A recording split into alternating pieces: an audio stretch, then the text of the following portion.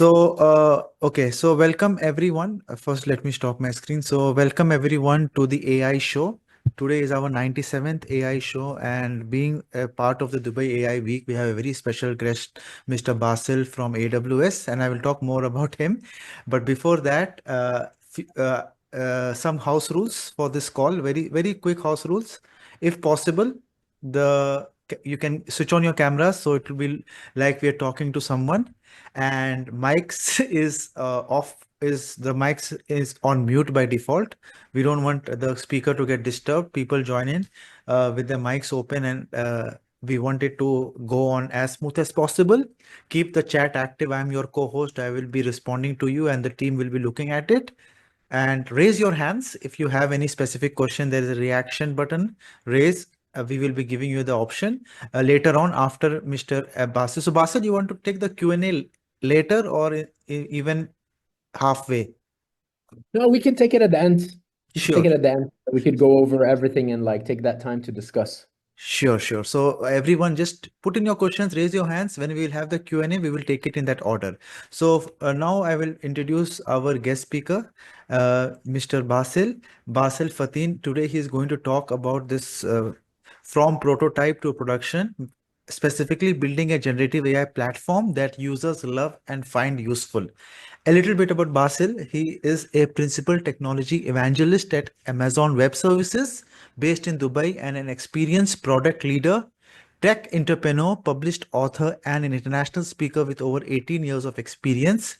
And his original video content has reached millions, and he has appeared on numerous media outlets such as BBC, WAMDA, and on TV. And I will, the talk is more about generative AI applications. I will not take much of my time. Over to you, Basil, and thanks for doing this and sharing your knowledge with the community. Well, first of all, thank you, Muhammad. I'm honored to be here with you today, and thank you to everyone who joined. I really appreciate it. Yeah, so today we're going to be speaking about prototyping to production, how to build a generative AI platform on AWS. And this is a topic that's near and dear to my heart, and it's very relevant to what's happening this year because things are changing fast, as you all can sense. A little bit about myself first before we dive into it. Like Muhammad said, I'm a 20 years plus experience in computer science and software. I'm a computer science graduate, and then I spent about 10 years as a software developer and a full stack engineer, and then a product manager, then a senior product consultant. Then at some point, I decided to leave the embrace of the corporate life and take my chances as a tech startup founder. And that was a very exciting 8-year adventure. We raised funding, expanded into a lot of markets. It was a machine learning based startup. And this was far before AI was cool and easy as it is right now. So I wear that badge proudly. To build an inference cloud for a machine learning startup 10 years ago was no easy task, I can tell you. But I learned a lot of great lessons the hard way, and it was a fantastic adventure. And during COVID, I got an option to exit via IP acquisition, and I took that, and then I joined AWS as first the principal startup advocate, and then now as the principal technology evangelist. And oftentimes people ask me, well, what does an evangelist do? And really the simplest answer is that I sit between the two worlds of the cutting edge technology and then people like yourselves who are the builders and the innovators who use that technology. And it's my job to make sure that these two worlds are very much linked and you understand how to use these tools to create the next big thing. And that's a very exciting place to be in. And I'm very fortunate to be there, especially now with all of these rapid changes happening. I don't know if any of you have heard of a concept called Jevons paradox, but it's a concept that says when new radical technology is introduced, it makes things simple, but it also adds a lot of complexity. And this is something I definitely empathize with and feel right now, which I'm sure a lot of you feel as technologists, that things are moving very fast, that it's exciting on one hand, but on the other hand, it's overwhelming. It seems like right now we're learning about a new tool or a new model, and then in a week or two, another one comes along that's 10 times cheaper and more effective and kind of makes the last one obsolete. So I understand that that can be very overwhelming, and what I'm going to try to do today is to help us think about certain concepts, both from a technical and a business and go-to-market point of view, to get grasps on what's the best way forward and to connect certain dots and and not be as overwhelmed as we all are. So I usually like to start with the Gartner hype cycle because there's been a lot of hype, right? And the Gartner hype cycle is the chart that measures, the progress of a new technology from inception to maturity. And it's the same with generative AI as many other kinds of technologies. Of course, there was the technology trigger. In the case of generative AI, you can argue that it was 4 different elements coming together that triggered it. One of the main ones, obviously, was the algorithm shift, which is the transformer model, which is the T in GPT, by the way, as in ChatGPT. And this transformer model, allowed this world of deep learning and machine learning to not only be predictive and classify based on data, but generate entirely new data. And that was a very revolutionary concept, but it also needed a huge amount of data. And by this point in our life, in the public data that's available, every web page, every blog post, every article, everything, all of this data became substantial enough to be able to utilize those transformer models. However, to be able to train that amount of data on those models, you needed very powerful processors and GPUs, which were the ones that were created. And to be able to do that in a distributed sense, you needed cloud computing, which AWS was a pioneer of. So these 4 things came together to be able to trigger this, exponentially growing transformational wave we're in right now. In the last couple of years, as I'm sure you all felt, it was the peak of inflated expectations. We were all overwhelmed with these new possibilities. And with that comes a lot of hype and also inflated valuations of startups and, basically every startup saying that they're a Gen AI startup to get a meeting with an investor. And right now we are, I would say, going through this trial of disillusionment where it's actually about truly understanding where the technology is, what are the limitations, where is it going, and then really focusing not on the hype, which we were focusing on in the last few years, but on tangible value and going back to those basics of a business. Because even a generative AI business is a business, and a business has to provide that kind of value. And as long as we focus on that in every kind of industry and every sector, we're going towards this slope of enlightenment and then a plateau of productivity. And just to put, this future ahead of us in some kind of monetary reference, they're estimating that AI will add about $13 trillion to the global economy by 2030. And even just the vertical AI agent market, they're saying is over $100 billion. So there's a lot of money to be made if we connect the right dots, don't look at the hype and really focus on working backwards from that value. To be able to do that, first of all, we need to, come to terms with the fact that generative AI is not a magic solution that will fix everything instantly, right? And turn every startup into a unicorn. This is part of leaving this hype and focusing on this business value. There are certain technological considerations we need to take and challenges that are new that we haven't been dealing with before as software developers and product builders. But then there's also go-to-market playbooks that are also very different due to the nature of this new technology and how transformational and different it is. And in this session, we're going to talk about some of those technological considerations and the options ahead of us, because again, there are many, many options ahead of us, and there's a million ways to build a generative AI platform. So we're going to talk about all of the options and the pros and cons of the different paths we can take when we're imagining what tools are we going to use to build this product and solution. But then we're also going to be talking about, from a business impact point of view, how do we work backwards from business impact and not just dive deep into creating a generative AI solution and spending a bunch of time coding, but really working backwards and making sure this aligns with the true use case and true business value that you can prove within prototypes. And finally, I'm going to show you how to do that on AWS and what are the core services that are there and what are the generative AI infrastructures that can help you actually take that to market. So, like I'm saying, this phase, the ones who win will be understanding that they need to cross this chasm that a lot of startups and a lot of builders fall into and are unable to cross because they're thinking in older terms. And the first is it must be prototyping based, meaning that we cannot go too far along in the development cycle and assume that what we're doing is amazing before actually validating and testing it and building the smallest prototypes available, and then just continuously adding in complexity and validating different kinds of things before it's too late. Because again, things are moving very, very fast. And this technology has also lowered the barriers to entry. which means that more people are able to build. Whereas this used to be a very small subset of people who could build a prototype before. Now, a lot of new people who are potentially not as technical as the old builders were are able to build. So this saturates the market. So to be able to prototype and to validate that value is absolutely essential to be able to move forward and differentiate yourself in that market. The second thing, which is a very, very essential thing that unfortunately too many builders and founders don't consider until it's too late, it's the unit economics of generative AI. And what we mean by unit economics is when we're looking at a business, unit economics is looking at the value of that business in terms of units.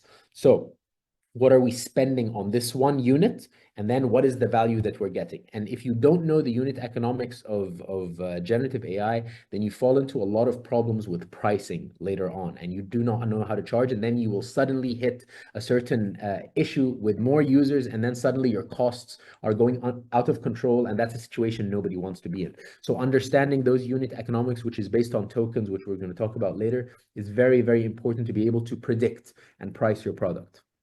The third thing is in the performance and the data strategy. When we're looking at going from prototyping to production, the considerations of your system and your initial architecture at the very early prototyping stage is not the same as in your going to production phase in your first few versions, because having 5 or 10 or 15 users on your system is different to having 50 or 100 or 500 or 1,000, especially when it comes to generative AI. So making sure that this performance, whether it's the latency or all the other elements we're going to talk about that we need to measure, it continues throughout your prototyping to production journey, and that you are making the most use and getting the most ROI from the data that you're getting. Because again, prototyping is not just about saying it's working or it's not. It's getting those key insights that you use in the next prototype to give it a higher chance of success. This is a good prototype. It's not just about, is this a good idea or isn't it a good idea? It's about continuously getting that data and feeding it into the success of those future prototypes. And that requires a strategy. Finally, we have guardrails, compliance and security, and go-to-market and evaluations. And this is where we have to put on a very different hat from just that initial technology and innovation hat. And here we're thinking about this in the market itself. And by that, it means taking considerations of the legislature that's out there, the data privacy, where are we getting our data? Are we protecting the privacy of our users? Are we preventing any harmful hallucinations? And basically all of those other considerations that can take an amazing product, a very innovative product that also provides value, and completely hit a wall because you've done something that you didn't plan for early on. And you need to have those guardrails when going from prototyping to production, because when you go to production, it might be too late to embed that within the system. And the go-to-market and evaluations is very important, because this is where we also consider how is our performance continuously measured as we go to market. So beyond that initial prototyping phase, who are those users? If we're selling into an enterprise, or we're offering an AI agent that replicates parts of a value chain, do we really understand the impact it's going to have from a value chain point of view within an organization, so that different users and different stakeholders can shift their roles and be aligned with this technology as opposed to being against this technology? Because when you're selling something as powerful as generative AI, when you don't consider the wants and hopes and fears and KPIs of those users that you're selling into, they're not going to use it, or they're not going to buy it, or it's going to be a combination of the two.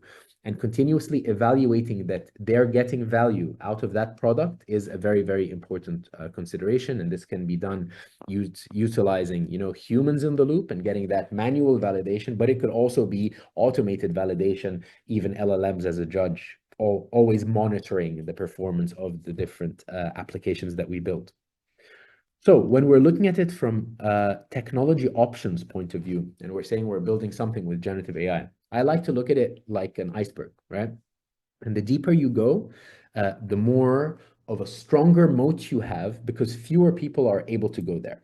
The top of the iceberg is the most visible, and it's building apps and chatbots like the ones a lot of us use. And usually that's quicker to connect to and provide value right away. The only issue, like I had mentioned earlier, is that because it is very visible, anyone in a canoe can just row over there, and it becomes very hard to stand out within that market. As you go deeper down this iceberg, you require more insights, potentially about this vertical that you're using, that you can use, for example, within having a special user experience or a specific understanding of that value chain, or you need niche data that is not publicly available, because again, large language models are trained on publicly available data by their nature. So anyone who has access to a large language model has access to those insights that are gained from that data. But if you have proprietary private data, let's say in healthcare or recruitment or in a particular culture, this provides a much stronger moat for your solution because fewer people have access to that data, therefore giving it more value. And finally, technical expertise. As we're going deeper down this iceberg, we're looking at not only adding layers of customization around the LLM with prompt engineering and knowledge bases, but we're also now fine-tuning or training our own inference models, which, as we're going to get a bit deeper into later, requires a substantial amount of investment, both technical investment and monetary investment to do. And in certain cases, it's worth it, but it is something to consider. But of course, because it is such a bigger barrier for more people, if you are able to do that and you're able to have that technical expertise and insights and data, it does become extremely valuable the lower you go down this iceberg.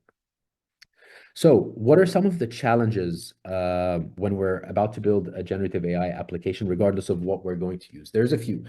First of all, in the last few months, or in the last year, but especially in the last few months, things have shifted drastically about how the market and technologists see the value of the LLM as one LLM to win all. I remember right from the inception of ChatGPT, and then when competitors like Llama and Claude came out, it always became a question of which is the best. And then there's these benchmarking assessments and seeing this one is better and this one is better. And the idea was who's going to win this race.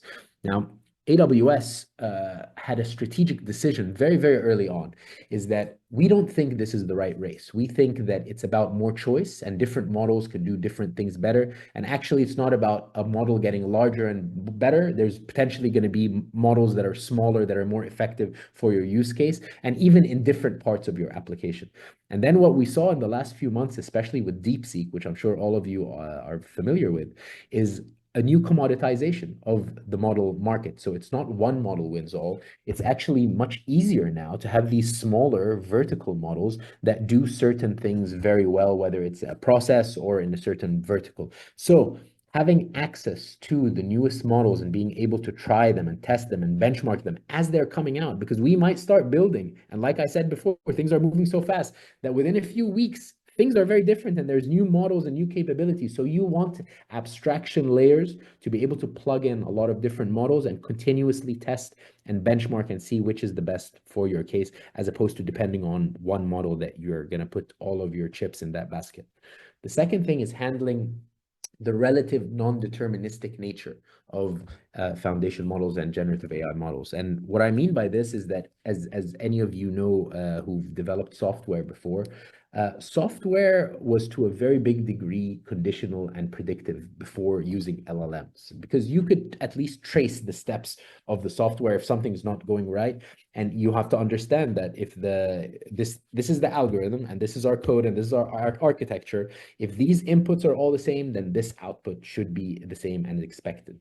But as you know, with large language models, it's a little bit more of a black box situation where sometimes things can go right, but other times things can go wrong, and we might not understand why that's happened. We don't have that granularity to dig into the LLM in certain cases, of course, and understand and trace like we used to with predictive and deterministic software systems before. So handling that non-determinism, or handling the different situations and edge cases of LLMs that are not expected, are a very important consideration from an architecture point of view.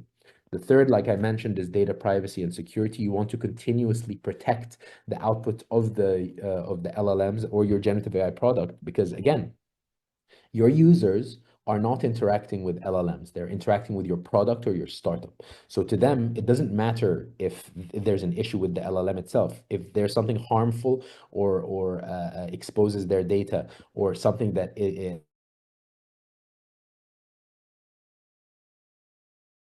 leads them. You have those guardrails is not just protecting you from legal liabilities, it's retaining your users and preventing all of your hard work to go wrong if you hadn't considered that. The third thing is getting these foundation models to execute tasks. And this is where, and we're going to get deeper into this in a little bit, this is where it goes beyond simple prompting, because you want them to actually take actions in the real world. And another level also is connecting to those data sources, because like I mentioned, LLMs are trained on this public data. So to give it that extra value for your end users, regardless of what industry they're in, you want them to connect to data sources. And sometimes those data sources can be private, like a database within a certain organization, and you want it to kind of augment the analysis using that. So connecting to various data sources is very important, and managing the infrastructure also, because it's not a one and done situation. You're continuously, like you have a DevOps pipeline, you also have, an ML ops pipeline where you're continuously potentially training and deploying and measuring the effectiveness of your LLM. So this is another very important consideration. Now, when we're looking at comparing these LLMs to each other, we're really looking at three different factors when we're benchmarking. We're looking at the precision, we're looking at the speed, and we're looking at the cost. When I say precision, this includes, the accuracy of the LLM itself that we're using, with all of the, extra prompting or extra information that we have. And this is where we're measuring if it is effective in providing that value and relevant, accurate value for the users that are the end users of this LLM. And then we have speed, because if it's providing incredible value, but it's taking every time 10, 15 minutes to produce this value, then from a user experience point of view, that's usually going to be unacceptable unless it's for very specific cases where it's expected to wait this long. And third is cost. You can have something that's extremely, extremely valuable and very fast, but if you are paying a lot of money per call and you're unable to justify to the user adding that extra price point permission to that, then again, it's not going to work for you. And you can see these three as, sliders that affect each other. And that's why that prototyping mentality to measure these three things and see what is the correct combination potentially of LLMs. It might not just be one, but the combination of LLMs to have the balance of precision, speed, and cost. This is the consideration that you're having there when selecting the LLM, specifically also for your particular use case. And I cannot stress this enough, because every use case and situation and data is very different. There's no one LLM that will solve these three factors for everyone. You're trying to find the best one for you. So after you've looked at these three factors, we're looking at also what kind of system are we going to use, and what do we need to augment those initial LLMs? So it's the question of, do we need to customize here an LLM, and is it going to be a quick process, and do we have that data? Or is it more complex and we need to actually customize it with by training or by retrieval augmented generation? And this flowchart is an overly simplified one, of course, but if it's a very simple task where you have consolidated or historical information, you can use prompt engineering. We're going to talk a little bit about prompt engineering there, or you can customize a foundation model using Bedrock, which I'm going to get into later. But you may also have a situation where you need to utilize knowledge bases to augment the LLM with extra information at runtime, or there's other times where you also need to actually fine tune and train those LLMs. And there's also times where, if there's dynamic information and you need to break down tasks sequentially, and in those cases, you would need an agent to actually take those steps. But again, we're going to talk about this later, but the idea is that you're trying to work backwards from your specific tasks that you need to be accomplished within your solution. And then for every one, you see which is the best approach for that. Because sometimes people hear about a certain technology and they, for example, hear about fine tuning, and then they assume that's the way to go. But it's not the way to go for every case. So it's very specific to work backwards from your particular use case, because each one, as you can see, has a different element of complexity, quality, cost, and time. And it works backwards from, is it worth this extra investment for your particular use case? And again, from the value that's being created for your users or not. So if we look at the simplest way to kind of customize and go down that GenAI iceberg, it's using prompt engineering. I'm sure all of you are very familiar with prompt engineering, but in case you're not, all prompt engineering it's the consideration of what we send into the LLM to get the highest quality of response that we're looking for. The golden rule with prompt engineering is garbage in, garbage out. If you don't think a lot about the prompt that you're sending to the LLM, then you're going to get something that is very generic and not very helpful most of the time. So it is that extra consideration with the prompt engineering that can give you that initial moat and help you add more value to an LLM that everyone else has access to, because now you're adding your secret sauce to it. And there are some elements to prompt engineering. There's the extra instructions that you're going to add. There's a particular context that you want to put into the LLM, which again narrows down its data set into a more relevant space so it can think in a more relevant area for you. There's extra input data that you can give it. Again, we said the LLMs are trained on this public data, so you may be giving it a few shot prompting technique where you're just training it on some examples, and then it starts to understand a bit more about your use case or about what's expected from this particular process or task, so that it can be closer to the value that's needed for the users and the output that's needed from the LLM here. Because again, the LLM does not have that contextual understanding unless you explain to it what you are looking to accomplish and how you want to expect to get that output, because you are building a solution around an LLM or potentially a series of LLMs. So also you might be passing that output, not directly throwing it to the user as in a chatbot situation, but you may need that output in a certain way where your code can then go in and continue with that as a separate part of the algorithm or conditional logic. So specifying that output is also very important. Prompt engineering is a way to add extra value and narrow down the use case of the LLM that you're using for your users. The second level here is using a knowledge base. And knowledge base, I'm sure you've heard of retrieval augmented generation. It adds extra data to the LLM at runtime, at the time of the call, without impacting the weights and the training of the LLM itself or creating a new LLM. And this gives it more contextual information to, again, your users, your industry, your niche, so that it can be more relevant and now have an extra level of specificity to your users rather than anyone who has just access to general LLMs. And the third is agents, which gives it the ability to take actions and integrate with systems. Now, again, these three elements can be very different approaches, and each one works with a different kind of system. The way I like to see it in terms of explanation is that there are different levels of power to using LLMs, specifically for your users. The LLM, you can think of it like you're hiring an intern into your company. The intern is very smart, but at the end of the day, the intern doesn't know about the company and doesn't really know about the industry and is still learning. And it might be able to answer general questions, but it does not understand how you do things and the processes and the company itself.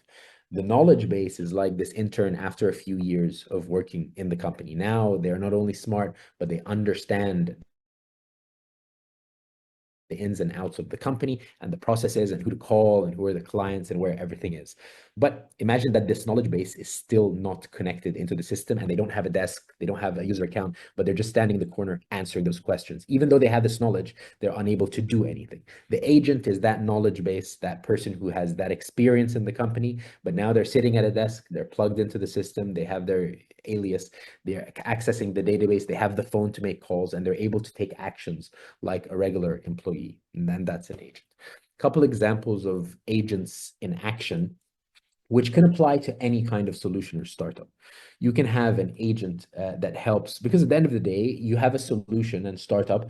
It's going to start by reaching people at the very top of the funnel, but at every level of the funnel, down into them being a repeat paying user, you're trying to convert the highest amount of people in that funnel.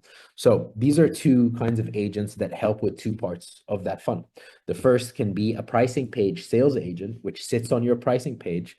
And here, that agent using the knowledge base is augmented with the latest pricing and features information of your product, so that when someone is coming into your solutions pricing page and trying to make that decision, is this product worth trying? Is it really going to solve my problems? Is it at the price point that I'm looking for based on the specific features and status that I have or my team has? Sometimes that's not clear because they're also not just thinking about your product, they're comparing your product and features and plans and pricing to a lot of others. So it's helpful here to have a pop-up, a chat box, where they can ask questions and say, well, look, this is what I'm looking for. Here's how many people we have. Here's what we want to do. Which plan is right for me? And how does this help me? Or ask about specific lines within those plans. And then this agent chatbot is able to, based on the knowledge that it has from your product and pricing information, answer questions and address concerns. Because if people have concerns and they're unanswered, usually they're not going to spend time searching. They're going to leave and find something else. So this increases the conversions, for example, of someone who lands on your pricing page to be able to go in and try your platform, because that agent can also not only answer questions, but potentially schedule a full meeting and demo with your sales team. So it can take those kinds of actions. And then once someone is using your solution or product, another very useful agent that would be good for any startup is to have an agent that makes sure that the highest amount of people reach that wow moment within your application or solution. What the wow moment is, it's that moment, and this is especially relevant for freemium SaaS products where someone's trying them first and then decides later to pay or subscribe, is getting to that point where they understand the value of your product.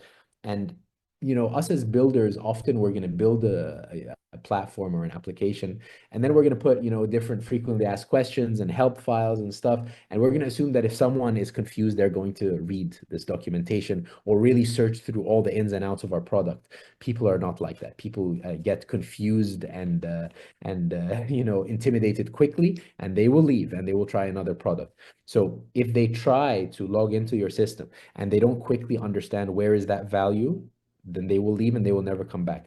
What the customer journey agent can do is monitor the journey from when someone actually signs up to your web application or your mobile application and see all of the things that they've done and see where did they fall off before leaving the application. And then based on that, because they are an agent and plugged into the system, they not only have this data, they can then potentially send a personalized email that notifies the user about a certain area in the product that they did not see based on their user journey, and gives them a short explainer on why that would help them and a link to access that. And then this would reconvert a portion of the people that got confused or scared, and then they get to that wow moment and then hopefully become subscribers. These are two agents, and here I want to make it clear that we've gone beyond an LLM that can take an input and answer a question or have extra data. This is an agent that would be very not feasible and not scalable as our platform is growing to take every call and handle every question on our pricing page, or make sure that every user that uses our application gets to that wow moment. And this is why agents are powerful, because not only are they contextually relevant and can take actions, but they are very scalable in a way that humans are not, and they can handle that influx of users. Now, from an architecture point of view, we talked about this kind of agentic system and the benefits of it. But when we're looking at going from prototyping to production, there's a few extra elements that can be added to have this ideal generative AI platform, especially when we're thinking about it from an abstraction layer point of view, and that we want to get to a certain level of performance. The few elements that are added here, one of them is caching, for example. Now that we have a higher degree of calls coming in and out of our system, we want a way to cache the prompts and the responses so that we don't have to pay for the tokens or the usage when we don't need it. So caching is the first element that's added to this system. The second is contextualizing the extra data using retrieval augmented generation, which at runtime queries these embedded vector databases and sees what are this extra relevant information that we might need to pull in to make this a more relevant response.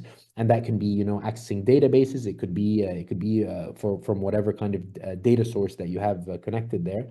And then we wanted to go through a system of guardrails, both in input guardrails and output guardrails, to make sure what's coming into our system is not harmful, and then what's leaving our system is not harmful. And both of these have different considerations. First is maybe about the data that's being inputted, if it's private data or concerning data or data we don't want as part of our system.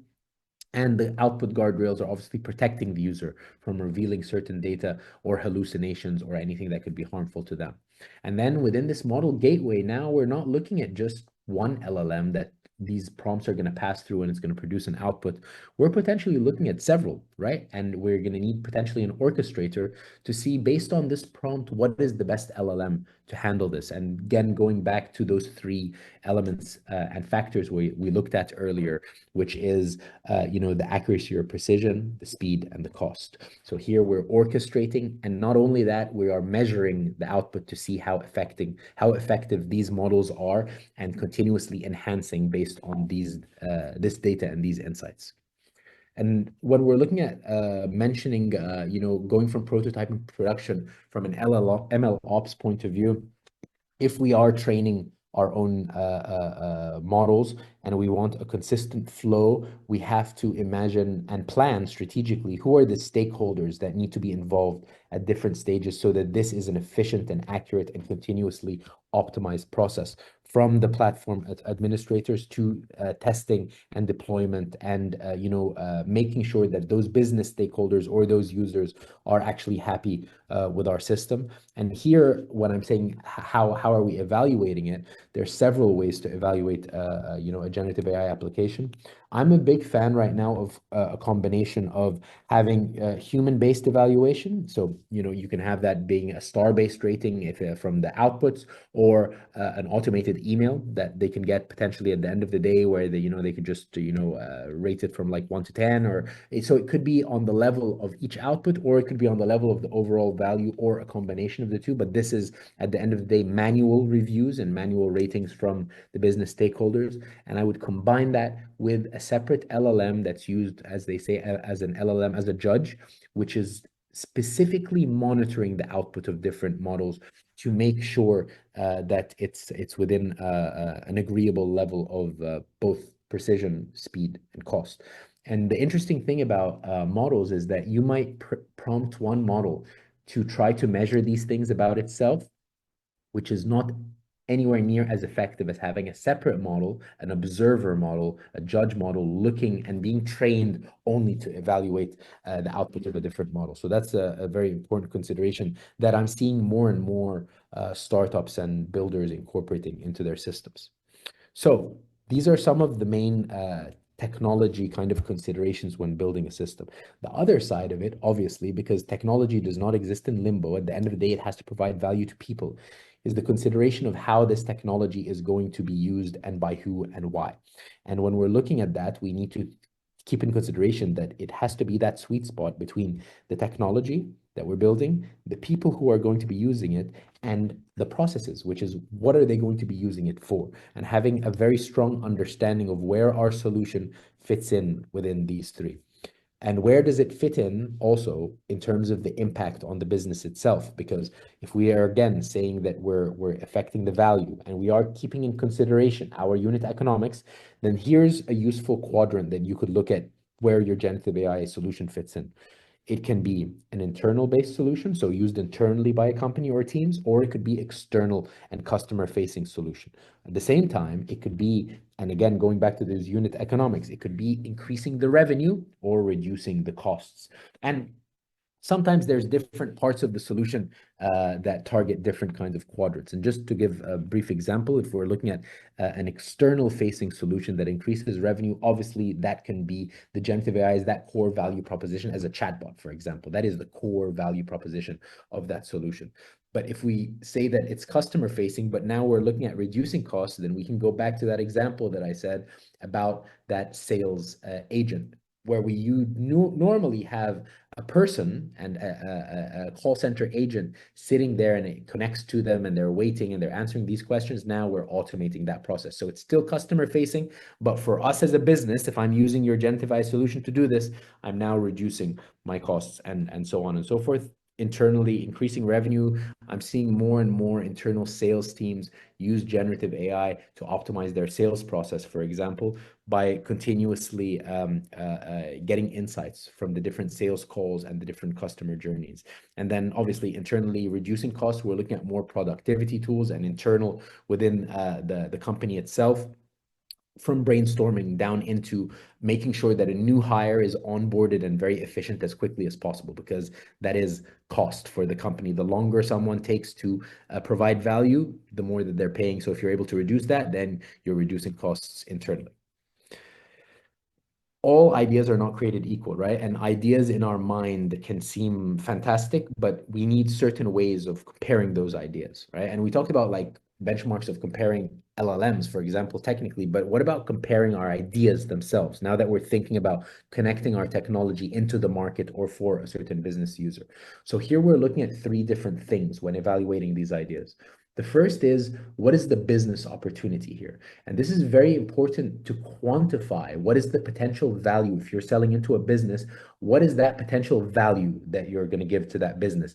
And the importance of this is not just for pitching or for selling, but for your own metrics when evaluating. And this is going back to those prototypes. It's not just about knowing your unit economics, it's about actually proving value. So you're not just proving the concept in a demo, you're proving the value to those business stakeholders. And for that, you need to be focused on the metrics of the business opportunity.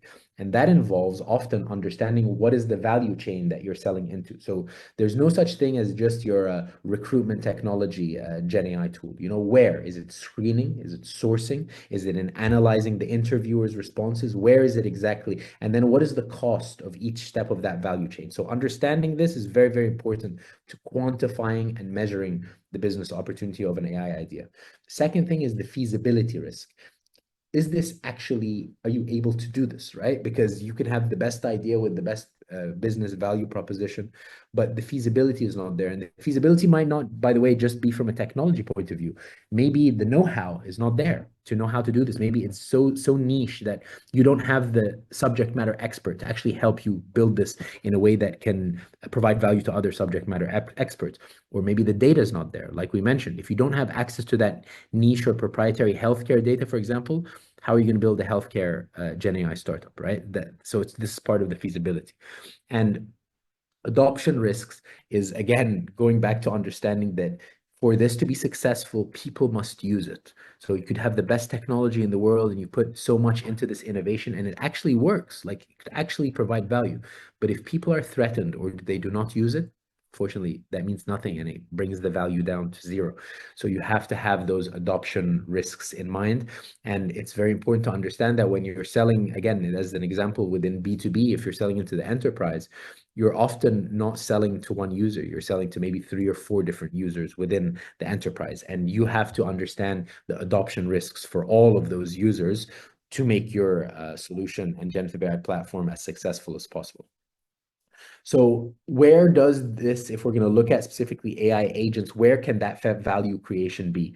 It can be in a few places. It can be first in process optimization. And this is here again, where we focus on that value chain and we're reducing the costs or increasing the throughput of a certain process within a company.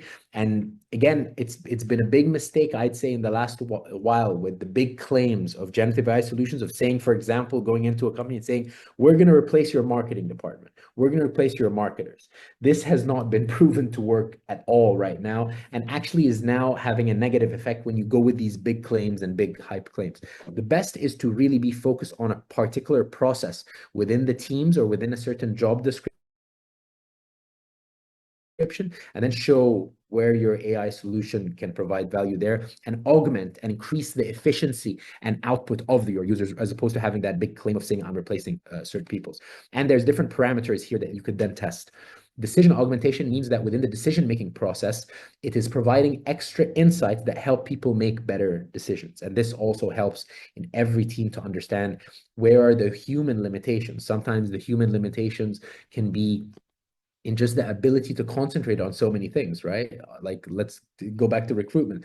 People receive thousands of CVs, right? And usually they have like 2 or 3 people trying to handle those CVs.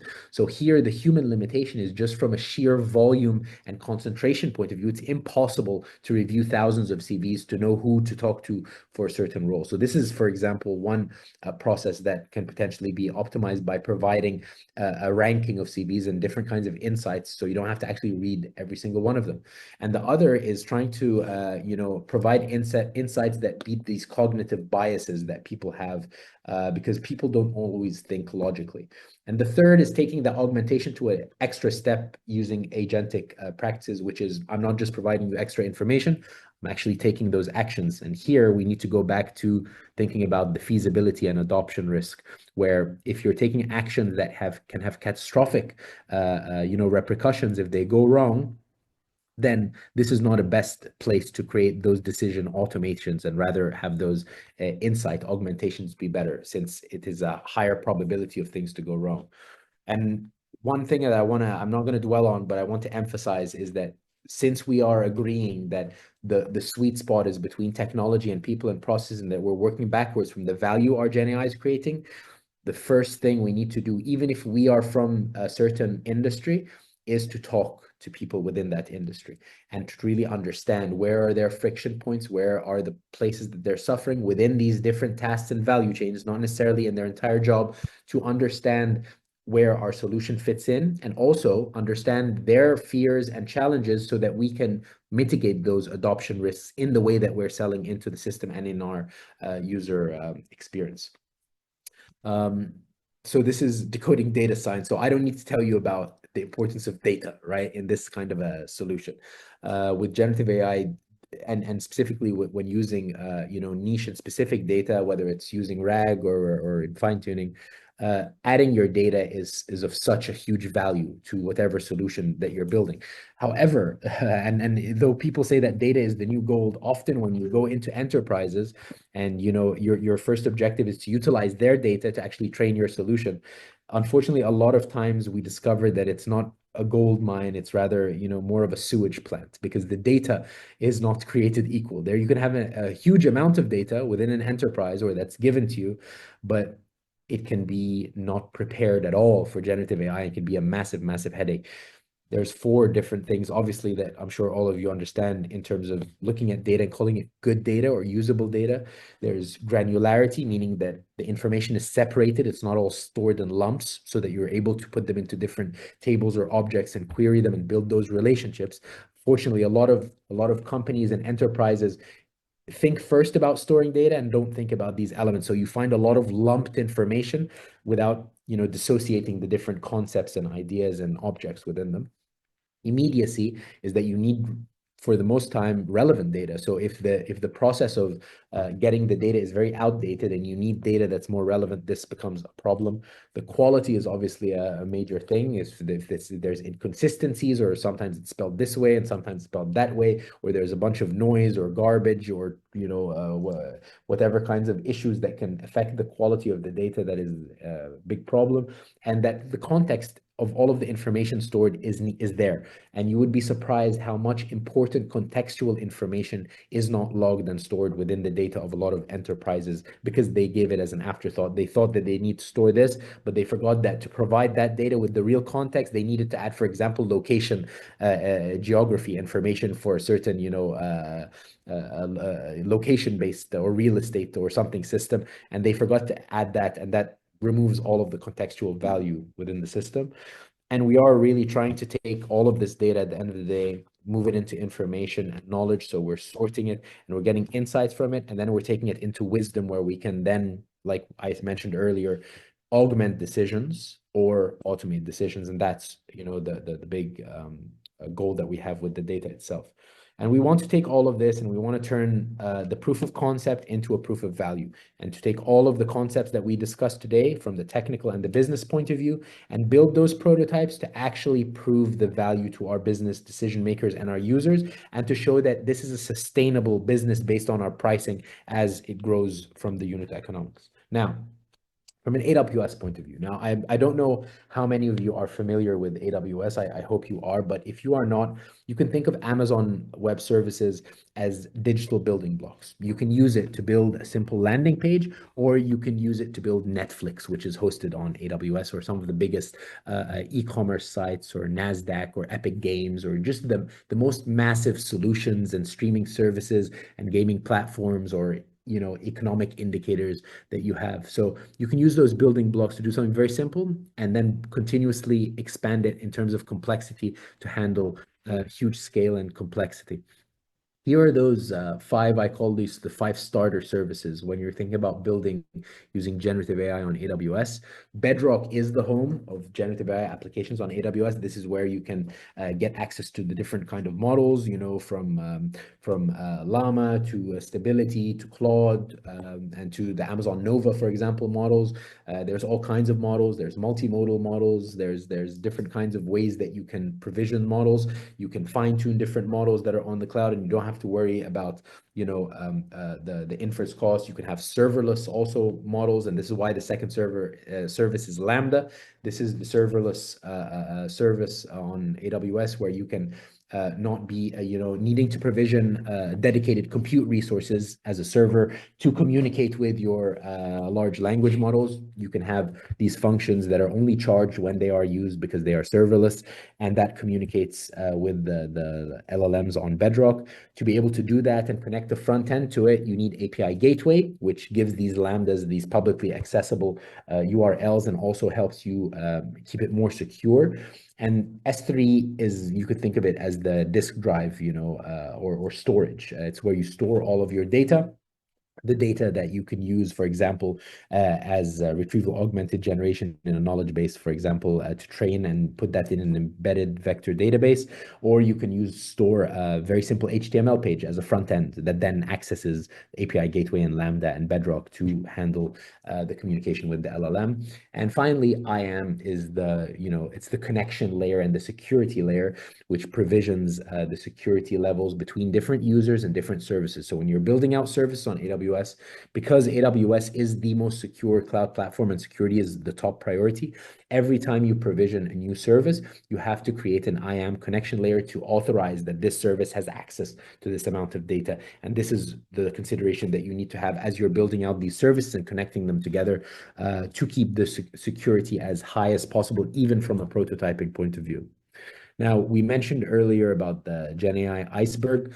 On Amazon, you have different applications. So you can use Amazon Q, for example, as that chatbot, whether to use Amazon Q Developer to develop with code, or Amazon Q Business to analyze the data, or you have Amazon Q as that chatbot to kind of help you as a solution architect within AWS. And then, like I said, you have Bedrock as that middle layer to build those applications. And then if you are actually training your own foundation models, you have access to a wide variety of solutions. You have your own, EC2s and GPUs. You have SageMaker, which you can do a lot of ML ops. And if you are training your own models. And like I said, on Bedrock, you have access to a wide variety of models, and these models are continuously being added. And of course, like DeepSeek, for example, within a couple of days of coming out, it was added, and continuously being able to benchmark these models is very easy, because once you build your entire application logic and all of these layers that have the secret sauce of your solution, just to change between one model and the other, it's just changing a matter of an ID. So it's very easy to change and benchmark different models. And like I said, Amazon Bedrock is that place to start, to provision models, to get access to them, to test them out also in terms of the playground before actually utilizing them in your application, and also to be able to build knowledge bases and agents using them. And on agents, like I mentioned, it's a very simple four-step process of selecting the model itself, providing those basic instructions as like a system prompt, if there's any relevant data sources you need to plug into, and any actions that you need it to take. It's really that simple to get an agent up and running. And if anyone needs help with this, I'm free to help them with actually showing them how to do that. And the final part is in terms of the unit economics we mentioned before. On Amazon Bedrock, it's a token-based system, and every LLM has different token pricing models. So it's important to see what are the input and output pricings of the tokens. And basically, tokens are how different characters are broken up in terms of the costs. And usually, a token is about 4 characters each. So when you see per 1,000 tokens, for example, you can then do the math and convert that into an average number of characters going in and going out, both in the prompt that you sent and the response that you receive. And this also includes if you are using different kinds of services, you need to keep that in consideration, especially if it's a multimodal service where you first need to upload your data to S3, or if you have a Lambda serverless function. This is all important to consider when you're looking at your unit economics and knowing exactly what you're spending on the platform. Going from prototyping to production, extra considerations. I mentioned caching before, but there's on Amazon very important consideration of provision throughput. So instead of paying as you go, which is fantastic and the most cost effective when you're experimenting in the early prototyping phase, once you go into production, you have a growing amount of users. Provisioning throughput means you're buying your resources in bulk because you can estimate, drastically drops the price of generative AI on AWS. And again, I want to emphasize how important security and guardrails are to deploying generative AI applications, from fairness to explainability, privacy and security, transparency. All of those factors that will prevent problems later on are embedded within Amazon Bedrock. So you do not have to reinvent the wheels. So it's not just about being able to quickly and easily deploy generative AI powerful applications and have them share the same robustness and scalable infrastructure as the biggest startups and companies in the world, but also put all those powerful guardrails to protect your users and your brand. And of course, you can not only use generative AI, but you can use composite AI within your solutions. And it's also very easy to do that on AWS and Amazon Bedrock, which is that core service. So here we reach the end. We've talked about, those technological architecture and tool considerations, those business considerations of the application, and a little bit about how you can do that on AWS. I hope you've gotten value out of this, and please feel free to connect with me on LinkedIn, and do scan this code. This QR code leads you to a special Builder ID code, where the Builder ID is that first step of starting to develop on AWS and get access to those tutorials and resources. Once you do sign up for this Builder ID, connect with me on LinkedIn and let me know that you have, and then I can let you know of upcoming workshops that are hands-on workshops that take all of this, conceptual information and actually show you how to build your first agent or your first generative AI full stack application on AWS. Yeah, hope you've enjoyed it, and let me know if you have any questions. Yes, thanks a lot, Basil. It was very, very informative. And My pleasure. since you talked about the why this is important as well and how things are changing, and really agree with whatever you said. It's too much even for us, right? Every week, something or the other. And there is one question as well on that same topic, right? The buzzword nowadays about Yeah. MCP. So Muhammad Yeah. Usman is asking about what do you think about MCP agentic AI? Is it best to use or do you prefer something else? Well, again, I mean, first of all, that's a great question. But again, it goes back to the use case, right? Again, we sometimes, and as technologists, and I always fall for this because I'm at my heart a builder and a technologist. We get excited about the tools themselves, but really, I would urge you to work backwards from the use case that you're trying to build for. Now, I think MCP is going to put us into a completely new area because it's really connecting everything right now, right? So it's like that API layer for LLMs right now and for solutions, where we're going to be able to have so much more impact and interconnectivity, similar to kind of what Zapier did and if this then that, right? And that's going to open up a whole lot of possibilities in this next phase. One consideration that I would urge you to think about, which is being talked about more now that people are actually experimenting with MCP, is the security and privacy consideration, right? Because some people are understanding that when you build the server and you allow these connections, there are extra factors that you need to keep in mind, because this is the transfer of data and it's access, and it's like opening up a port on your machine, if you're running locally. So these are all very important considerations. I think it's going to be incredible, and I think it's going to open up a whole world of possibilities of interconnectivity. But I do urge you to keep in mind the security and the guardrails of utilizing MCP. I hope that's answered your question. That's great. And one more question by Mohammed is he asked before, what will be the best model or agent to use for demand forecasting? For demand forecasting, tell me a little bit more about what kind of demand forecasting. Yeah. So let me see whether he's raising his hands. Yeah, as you mentioned, right? It depends upon the use case. You need to understand what works well. There is no one fit all solution, right? In this era. Yeah. So Yeah. So what I will say here about this, and I think I mentioned it briefly, is how often, this is part of kind of that flow chart of what would you use. Demand forecasting is not something that's happening constantly, right? It's something that's happening usually, at least in the companies that I've worked, periodically or at different certain phases where we're looking back at the data and being able to make predictions, especially when we're setting, for example, our strategy for our next quarter or our new pricing strategy, or we just need those insights to make those decisions. Since this does not happen on a continuous basis, then I would have that as a very different kind of consideration within the solution that I'm building. So therefore, when we go back to those three factors, remember the accuracy, the speed, and the cost. Here, I don't need it to be so fast, and it might be more expensive because I'm going through an enormous amount of data, and I really want it to have the most accurate insights possible, because now we're augmenting our decision making, like that other slide that I mentioned. So here, I don't need it to have like the lowest latency, because I can wait, and we're going to go in with this information and discuss it. So yeah, I hope that's answered your question. So it's again about experimenting with that use case. Yes. Yeah, he just mentioned in the chat it's about sales or inventory type of demand forecasting, and I think you answered it well. Yeah. Good. Thank you. Yes, so I know it's over time, and thanks a lot, Basil. You already have shared your LinkedIn. One thing, this regarding this credits that you mentioned. So this is depending upon the project that the person wants to build, or is it No, something? not at all. And again, I'm going to share this QR code.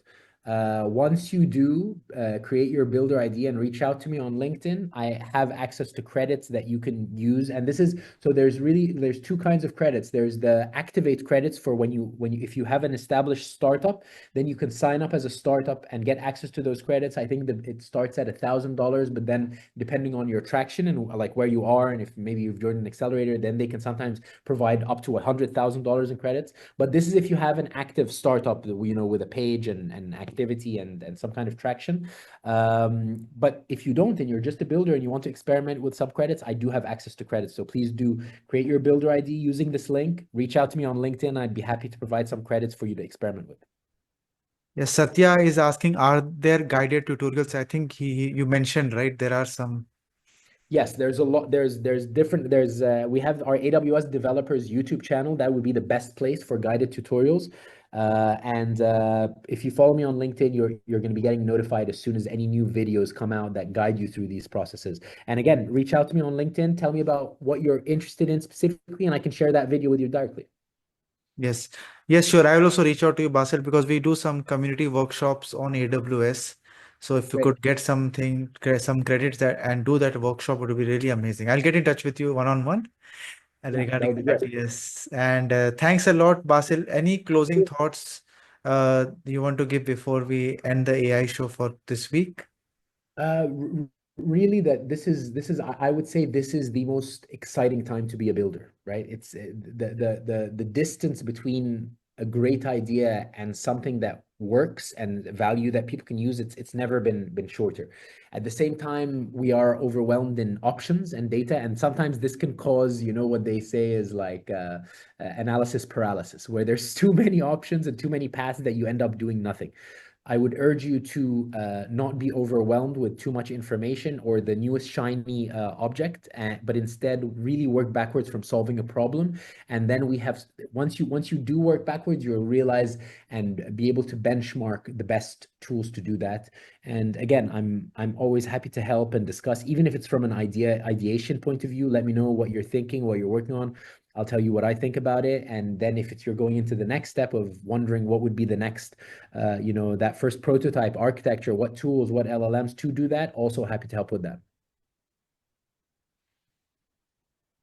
Yeah, thanks a lot. And one final thing is Yeah, that, and I was talking to you, Muhammad, about this earlier. The AWS Summit in Dubai is on May yes. 21st. And this is our major summit of the year. It's going to be full of workshops and hands-on trainings and sessions and demos. And we have a very special guest speaker, which is our CTO, Werner Vogels. If you know him, he's one of the legends of the technology and cloud pioneer. And yeah, it's just going to be really, if you are interested in upskilling in one day, literally, all your generative AI information and power, this would be something you have to attend, and I'd love to see you there. And I'm going to be doing a session there, and I'll be there all day. So I'd love to meet you all. Yes, yes. Thanks a lot, Basil, and thanks for your time and sharing your knowledge with the community. It's my pleasure. And Thank you very much. and thank you everyone who patiently waited and listened, and for thanks for to all the questions as well. Have a Thank you. great evening, everyone. Bye bye. Bye-bye.